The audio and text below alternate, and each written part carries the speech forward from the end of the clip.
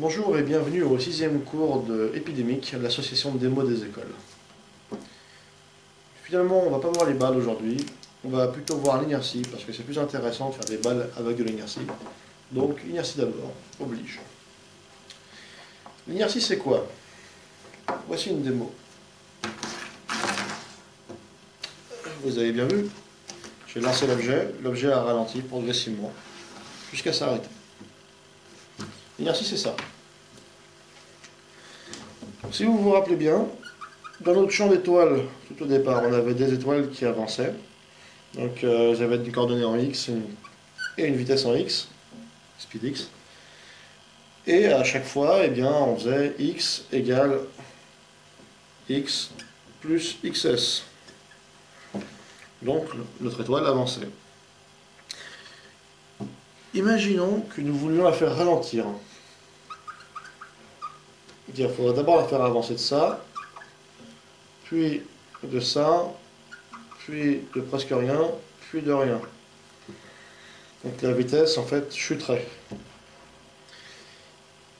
Il faudrait racheter une opération.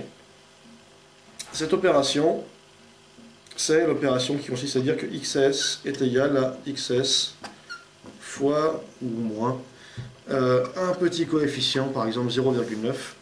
Ça veut dire que xs va diminuer au fur et à mesure du temps, jusqu'à disparaître complètement, ou presque.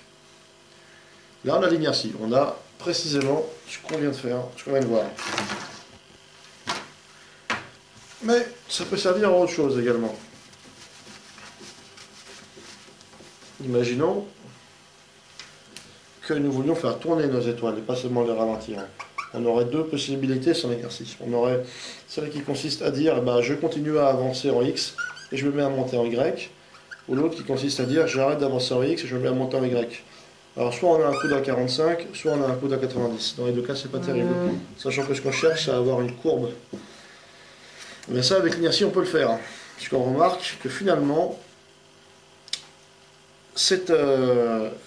l'accélération ici en x décroît progressivement jusqu'à disparaître complètement, exactement comme on l'a fait.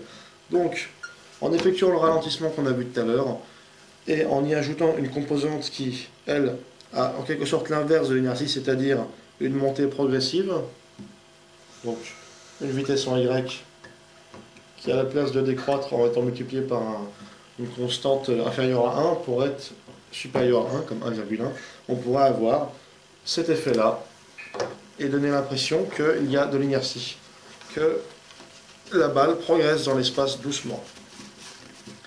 Alors là, je parle d'inertie avec frottement, c'est-à-dire un objet qui ralentit à cause des frottements. Il a l'inertie après mon lancer, il ne s'arrête pas directement.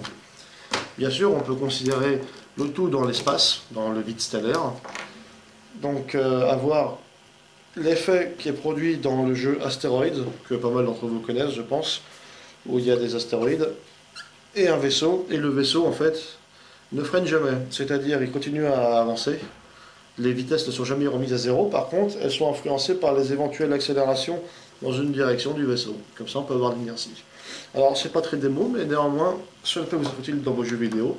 Et il y a pas mal d'effets, dont l'effet des balles, dont on parlera dans le prochain cours, qui sont largement meilleurs avec de l'inertie. Donc, rendez-vous au prochain cours, des balles, cette fois pour de vrai. Et très rapidement, j'espère.